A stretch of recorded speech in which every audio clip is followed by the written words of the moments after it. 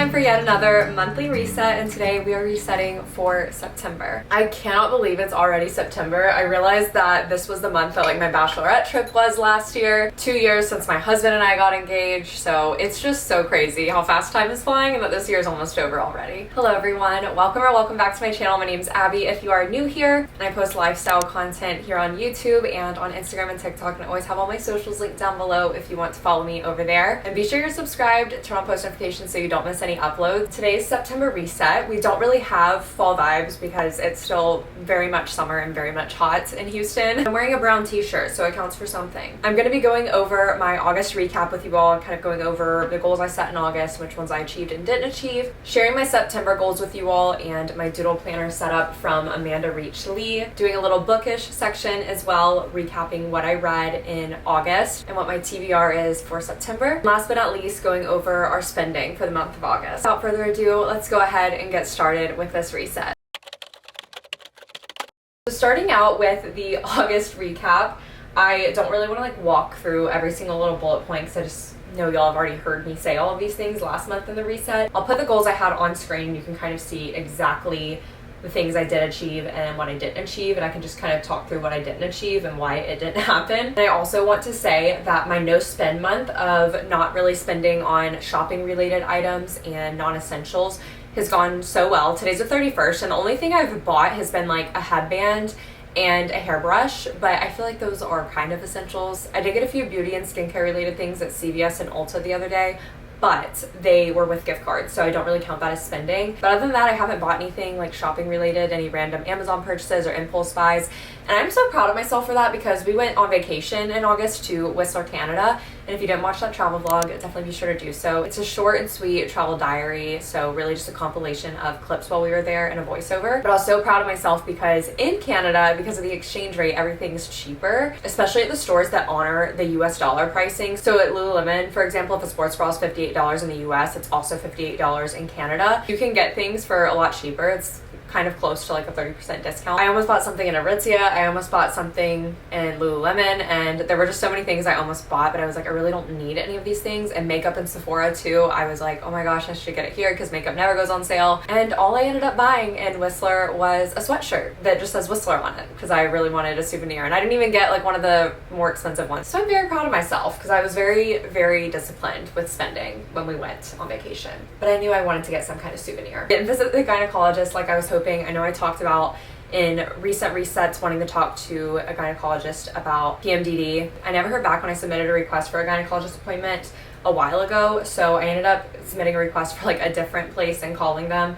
But the first available appointment I could get was in October, so I'm not going until October, but at least it's on the calendar now. We didn't host at home, and I didn't reach out to like a friend that I hadn't seen in a while. We did have a very social month. We got to see some friends from out of town. We got to hang out with friends in town. My sister-in-law's birthday was this past month, so we had her birthday party. I will be hosting at home this month for book club, so that's exciting. But I still do want to make sure I am communicating with and seeing my friends who I haven't seen in a while. I did a little bit of an August recap in my doodle planner. Nothing crazy. I was not feeling very creative the day I sat down and did this. The songs I have on repeat, I have High Road by Co Wetzel. I don't know what's in that song, but I actually really like it, and it's just probably very overplayed on the radio. I don't even really know though because I haven't listened to the radio in ages, but I feel like it would be an overplayed radio song, but I really like it. And I have This Is Me Trying by Taylor Swift, and I think that's because I read the book Talking at Night, and This Is Me Trying and Mirrorball were just such good songs that were representative of a character or one of the characters in the book, and I don't know, I was just really connecting with it. And then All Your'n by Tyler Childers. I was obsessed with that song when it came out, and this time 2 years ago, like right before we got engaged, I remember always listening to it, and if I just like had to pick a song for that time of us getting engaged, it would be that song. Like that song takes me back to 2 years ago when we got engaged, the start of football season, start of fall, and I've been very nostalgic for this time 2 years ago. I added a quote on here that I really liked, and it says, "Have you noticed how peaceful life becomes when you prioritize how your life feels instead of how your life looks?" Struggle a lot with this, with, you know, making decisions based on what's going to look best to others, and that's kind of the first thing I consider when I make decisions subconsciously. But I'm trying to get better about, you know, like asking myself how doing certain things makes me feel and how that decision would make me feel at the end of the day. I think there are certain decisions that you make in life where you do have to consider how it impacts other people and how it looks to other people. But I think if you're only looking at directly the perception from others versus how something makes you feel, you should most of the time go with how something makes you feel. And then I noted some highlights from the month, Canada trip being one of them. It was so nice to travel and see a new place and go to a new country for the first time and go somewhere with really great weather this time of year compared to Houston. The last 2 weeks, I have definitely gotten some good bookings in for YouTube and Instagram sponsorships, which definitely feels really great. And they're with amazing brands and things that either I already use and am passionate about, or things that I am excited to try out and use because they just seem like something that aligns with my lifestyle really well. And I just love when that happens because it's just so organic. My sister-in-law's birthday was a highlight. It was just a really fun time. And I have college football is back. Even though my team doesn't play until tomorrow, which is August 31st, and it's literally the end of the month, it's back, baby. I just love everything about it, and football season is just so nostalgic for me, and I really miss being a college student when this time of year rolls around because I just miss waking up on the weekend and knowing that like the whole weekend you just kind of revolve around the football schedule, and just living in a community where like everyone is passionate about the same team. It was just such an incredible and incomparable experience to anything in adulthood. And then I put on here that I have 98,327 YouTube subscribers, which is up about 73 from July, I believe. And then I did a little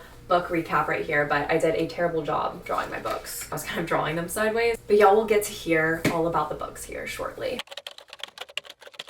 And now getting into my goals for September. First one is to get out of my comfort zone when I go on another trip at the beginning of this month, which is going to be to New York City.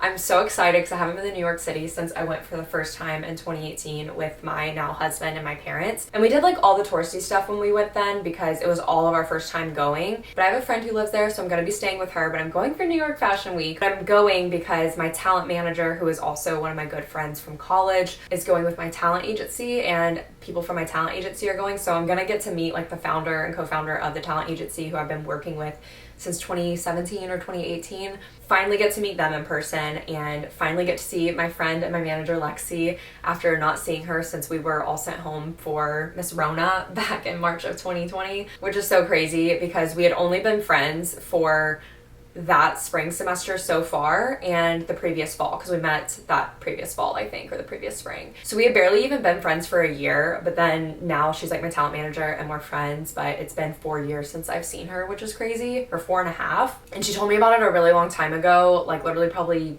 5 months ago, and I went ahead and looked at flights at that time, and it was $270 round trip for me to go to New York City on a nonstop flight. So I was like, you know what? I'm just gonna buy these tickets, and whether or not I'm able to end up going, I'll at least have them, and if I can't use them, then I can use them towards another flight. But I'm going, and I'm really excited because I get to stay with my friend from home who I don't really ever get to spend one-on-one time with. We're usually hanging out in group settings together, and I haven't gotten to visit her there, and I'm just excited to go back to New York City because I haven't been. I'm going to a couple brand events that are in collaboration with my talent management company.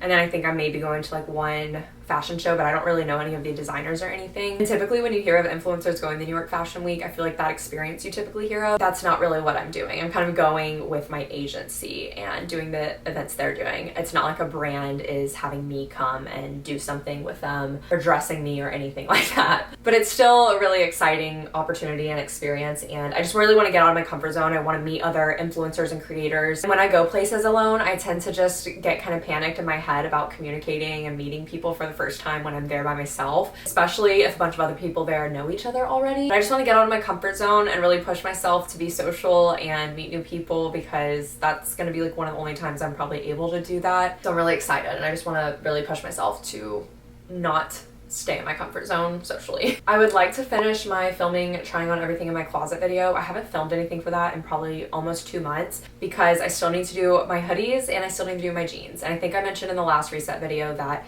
we don't have our ceiling fan still in our room from the leak after the hurricane, which we should hopefully be getting one soon. So it's just too hot to be like trying on jeans and filming in the room. And I need to film it in there because there's just not really space to film it in here. And same thing with sweatshirts. It's just too hot right now, but I'm hoping to get that done this month because I really want to finish that video. But also it's been hard for me to do jeans because I just feel like I've gained a couple pounds in the last few months, which is totally fine. And putting on jeans that I haven't worn in like a year just, I don't know. I need to be in a good headspace to do that, and I just haven't been recently, so we'll get to it when we get to it. I'm not gonna pressure myself to get to it. And going off of that, I want us to get a ceiling fan in our room because it's just long overdue at this point, but we have to get an inspector out to make sure that there isn't any moisture or mold in our ceiling from when we had the water leak. But we don't want to get like a full-on inspector because we don't need like a full home inspection service like you do before you buy a home. We just need someone who deals with water damage and mold. And we had called one person and left a voicemail but never heard back, so I just need to go back to the drawing board there. Of course, do another social media detox day. Y'all know I love doing those every month. I have to host at home, which I will be doing for book club. I'm so excited because it's my turn to host. We kind of rotate who hosts and who picks a book each month, so I'm really excited. I feel like I'm gonna go all out without going crazy. You know what I mean? Like, I'm excited to decorate and make fun cocktails and some app, especially using a lot of the things that we got from our wedding registry for the kitchen that have to do with hosting, like certain hosting platters and stuff that I haven't really had the opportunity to use since we got married. I'm so excited for that. I'm on here to read 2 books, which is a little bit lower than normal, but I'll explain why in the TBR reading bookish section. I have the film more makeup content on here, and not necessarily for YouTube, more so for short form. If y'all like makeup content though on YouTube, let me know and I can do those videos. I just feel like it works better on short form content because you can achieve the same goal with short form content in a fraction of the time. And I feel like people don't really watch makeup videos on YouTube anymore, and it's more so on Instagram, TikTok, and all that. But I put that on there, which I've talked about in recent videos or in a recent vlog. I don't know what video is going up first, but I film a good bit of makeup content, but a lot of it never ends up even getting posted because I just think from looking at myself so much while editing it, I just convince myself that the makeup looks terrible or the lighting looks terrible or the setup is terrible, and I just don't post it. And I also just feel annoying posting it, especially on Instagram. But I just need to get out of my head. I think with being a full-time content creator, I have way too much time to get in my head about what I'm posting and overthinking it, and I need to just post it. One piece of advice for anyone doing content creation or wanting to do it,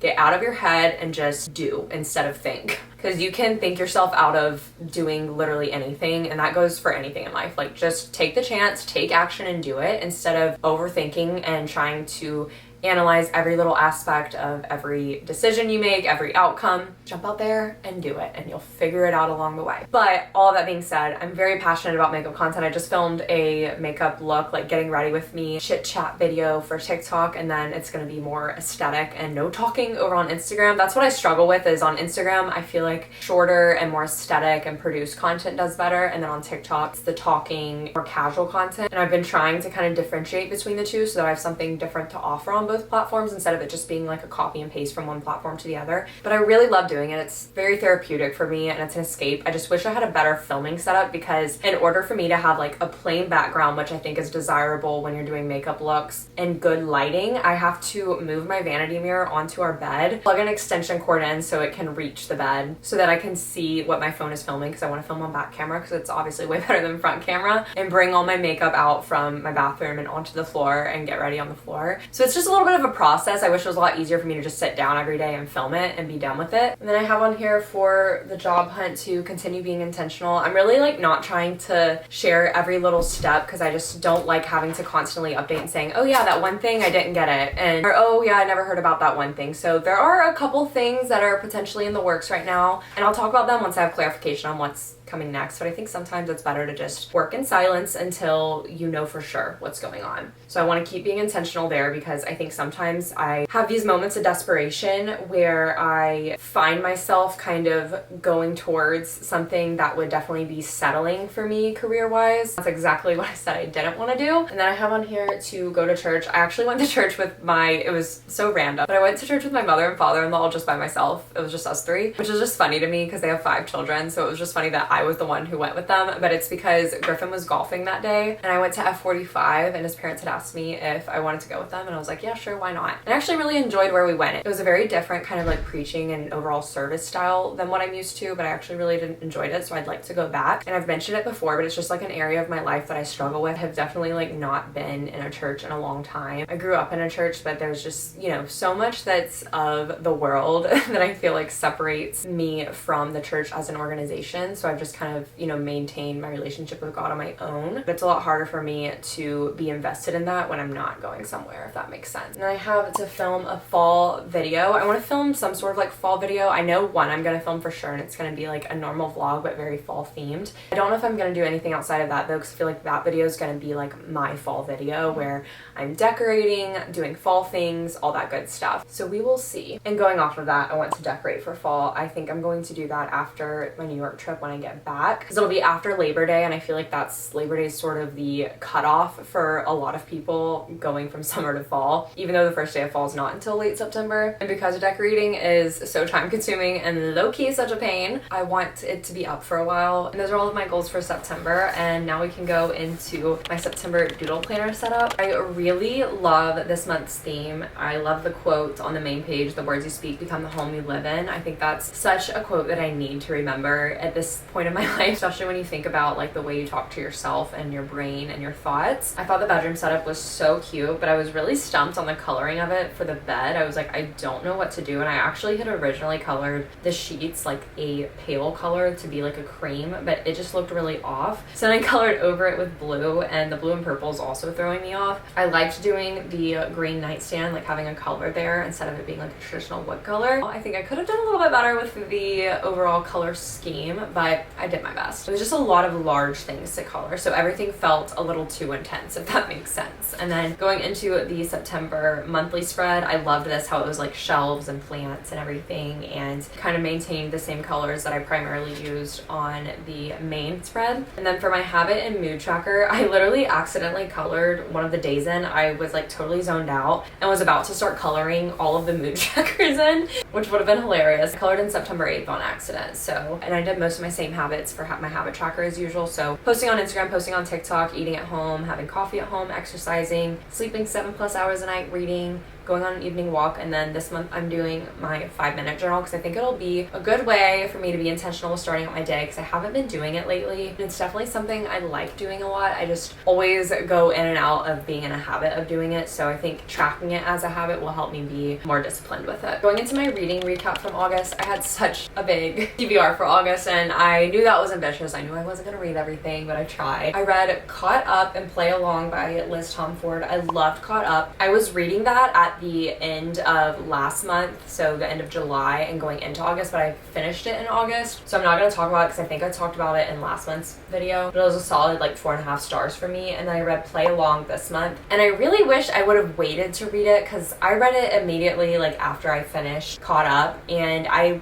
already knew I was pretty burnt out on romance, but it had just come out, and I was like, if I don't read it now, I'm not going to read it till next summer. And I didn't love the thought of that, so I was like, let me just go ahead and read it now before I jump into fantasy for the fall, since I'm such a mood reader and I read primarily like fantasy books in the fall and winter. Now in hindsight, I wish I would have waited, because I was already so burnt out on romance, and I enjoyed reading it, but it really just felt like the same thing that we've already read in all of her books, just with different characters. It's a sports romance, and I love the series so much. Like, I'm not dogging on the series or the book at all, but I gave Play Along 4 stars, and I think one, because the male main character, you're introduced to him in the 3rd book, and I didn't really love him in the 3rd book, the little bit we saw of him. I already kind of had my mind made up on him going into the 4th book, and he did warm up to me in the end, but the female main character kind of got on my nerves, and overall I just felt like it was the same timeline of events as the other books, and if you read them really close together, it just gets old. And I feel that way about any romance series that is over 3 books long. Once they go past 3 books, I just start to kind of gradually like them less, because you end up having just a lot of repetitiveness. It just felt a little overdone to me at that point in the last book, even though I did still like it, and I was reading it pretty quickly. And I had a good time reading it.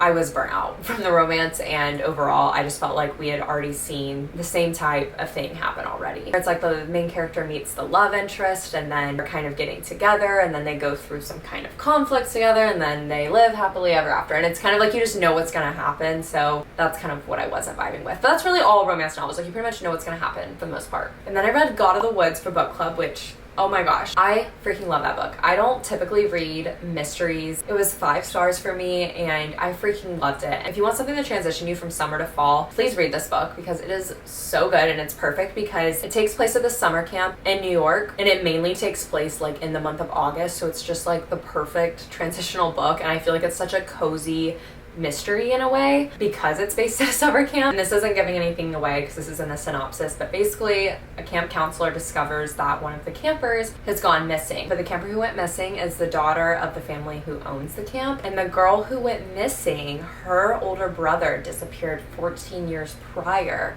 and was never found. You're kind of going through the arrival at camp and then being at camp, and then when everything kind of hits the fan and when they're searching for Barbara, the camper who is missing. But you flip-flop between when she went missing in the present day and then 14 years prior when her older brother went missing. My qualm with this book was that there were so many perspectives. I think there were literally like 7 different POVs you have in the book, which is a lot to keep track of, and a lot of supporting characters as well. And it can feel like you don't really know what's going on, but I'd say in the first 20%, you're kind of just figuring out who a lot of the key characters are, and you are introduced to a few new ones towards the end. Every time I thought I knew what was going on and I thought I figured out who did it, I would find out the next page or a few pages later that I was just completely on the wrong track with my thinking, for the most part. What I loved most about this book, though, was how powerful the themes were in it. The themes were just so strong because they were so evident throughout, even though the book took place over the span of 15 years, really. Especially with power and corruption and the blue-collar and white-collar classes, especially self-reliance and dependence as individuals. You'll see what I'm talking about once you read the book, but the themes were just really, really powerful. And once I got past that 20% mark, I really felt like I just struggled putting the book down because I was so eager to find out what happened next. Overall, though, 5-star read for me. Highly, highly recommend. I will say a couple people in the book club I think gave it like 3 or 4 stars, so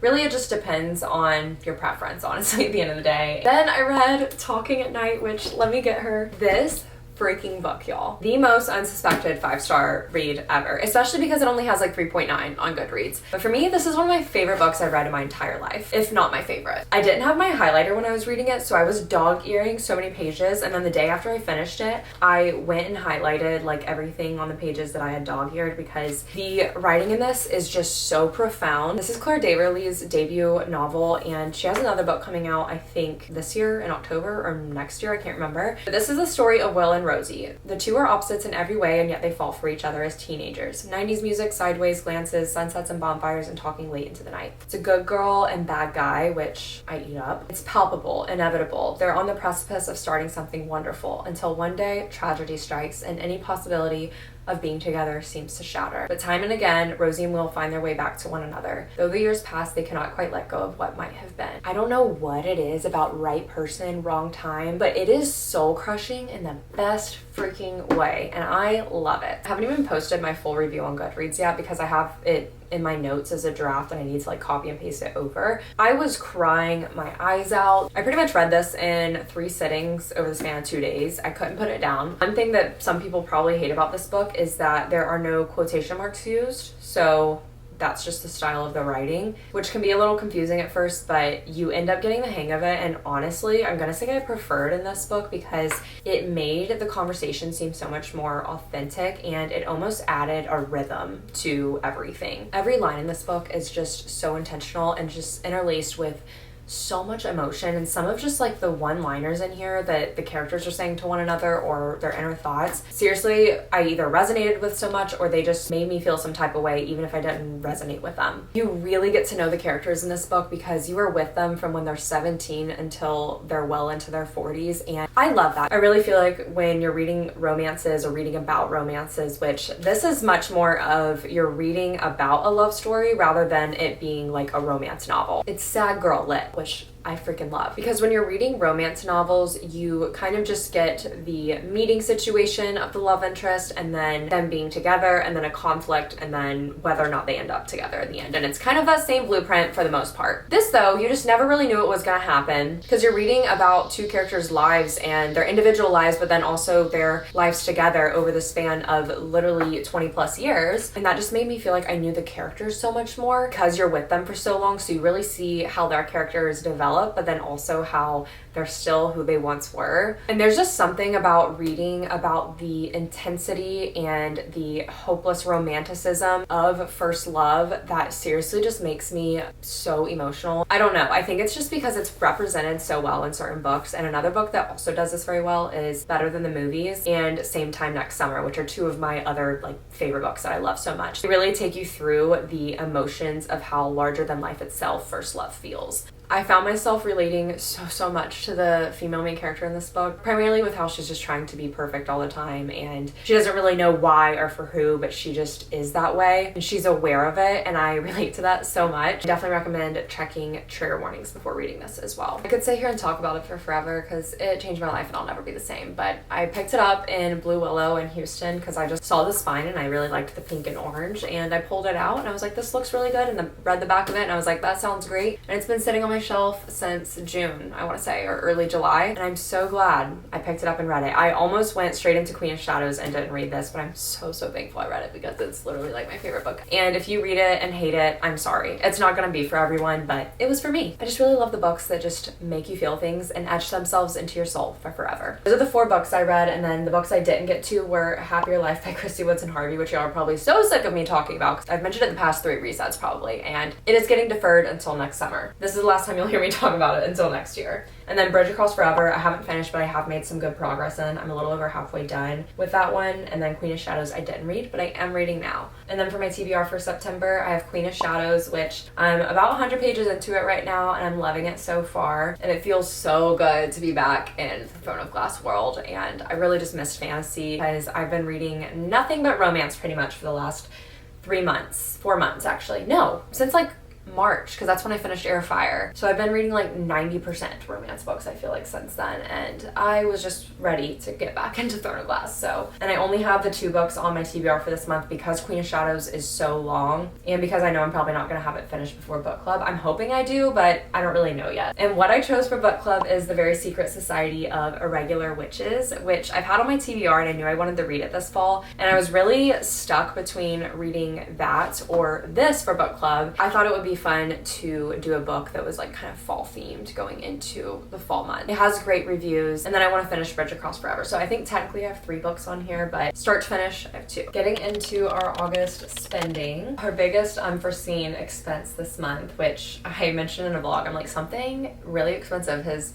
happened literally every month for the last 4 or 5 months for us, and we're sick and tired of it. One of Griffin's tires went completely flat one morning. He just walked out to his truck and it was completely flat, and because he has a truck, he doesn't really have standard tires, so they're more expensive than getting tires on my little Volkswagen. And he went ahead and replaced all 4 because they would have needed to be replaced probably within the year anyways with the mileage they were at. That really sucked. So that put us way over on our auto and transport, and we had paid for gas when we were in Canada to put in our friend's car because we took her car back to the airport the day we left, so we did fill up her gas, which was very expensive because it was on the West Coast and our car takes premium gas, so that was also an extra gas expense that we don't typically have. But I feel like I spent less on gas this month, so maybe it kind of evens itself out. For entertainment, we were under, and I actually lowered our entertainment budget. I think it was originally $300. That's what I had every month, and I don't know why I had it so high. I think I had it high from a month that I was going to see a concert, and I knew I was going to be buying the tickets, and I just never lowered it after that. So we've got it back at $150 now, and we should pretty much always stay well under that. I like to normally categorize anytime we go out to bars and have drinks as entertainment, but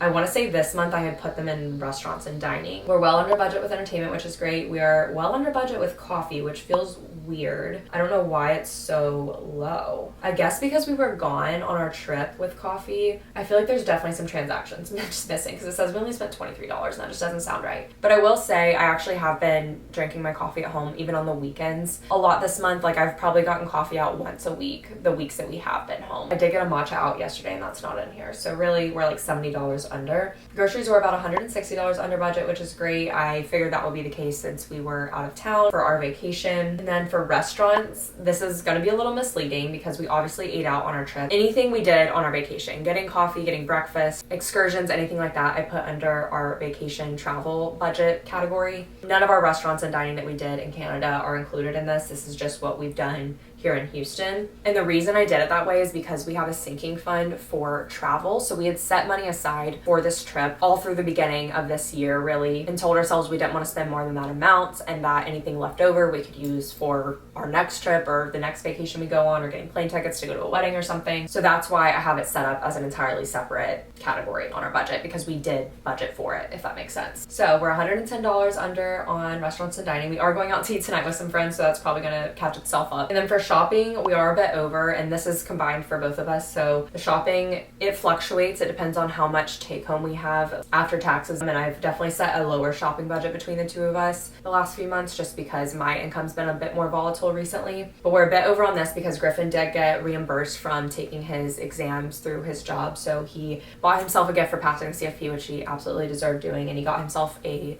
watch when we were in Canada. I think it was like $300, so that's why we're $300 over on that, or $391 over. And then for travel and vacation, transparently, we set aside $2,000 for this trip because we had no idea how expensive it would be in Canada. And that included like all of our excursions, our hotel stay for a night. We had already paid for our portion of the VRBO we stayed in, and then our plane tickets, we used points that Griffin had on his credit card. So we didn't really pay anything for the plane tickets, I believe, if I remember correctly. Or if we did pay anything, it was a low amount. So we just knew for the 4 days we were there that $2,000 was like our max, and we knew that that was on the higher end too. Like I really didn't think we were going to reach the $2,000. We did a lot of eating out and drinking, and we did like one or two excursion based things that were a bit more expensive, like 50 to 100 per person. We did 2 things like that, so that added up quickly as well. But when I went in and categorized everything, it came out to $1,781. An expensive trip, but I'm glad we saved for it ahead of time. We had all that money on our credit cards, obviously, so then as soon as we got home, I just transferred over the money that we had set aside from my high yield savings account, and we were able to pay off that from our credit card bills. Spent like $200 on gifts this month. I had my sister-in-law's birthday, and then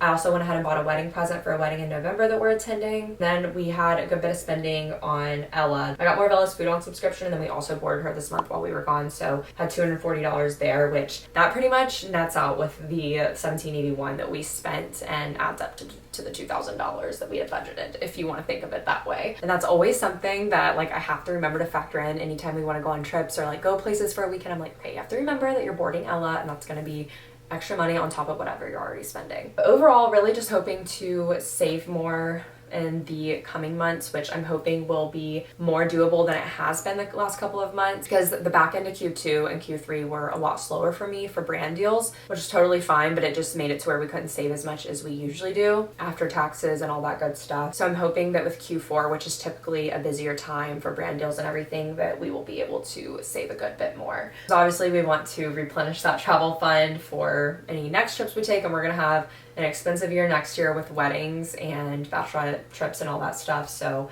got to start thinking about that and saving for that as well, or at least just setting some money aside for it. That is everything I have for this month's reset. Thank you all so much for watching. If you made it to the end, comment a teddy bear emoji. I always love filming these for y'all, so I hope you enjoyed. There's a possum running, babe. Guys, I'm watching a possum outside. It's literally walking on the sidewalk in broad daylight. It looks kind of drunk. Going to our neighbors. Oh no, I think it hurt its leg. Oh my gosh. I don't like when they hang out on our patio, because then I feel like I can't go out there without one of them like coming up on me one day and scaring me. But I feel really bad because I almost dragging its back leg. Anyways, thank you all so much for watching. Be sure to subscribe if you are already, and I will see you all in my next video.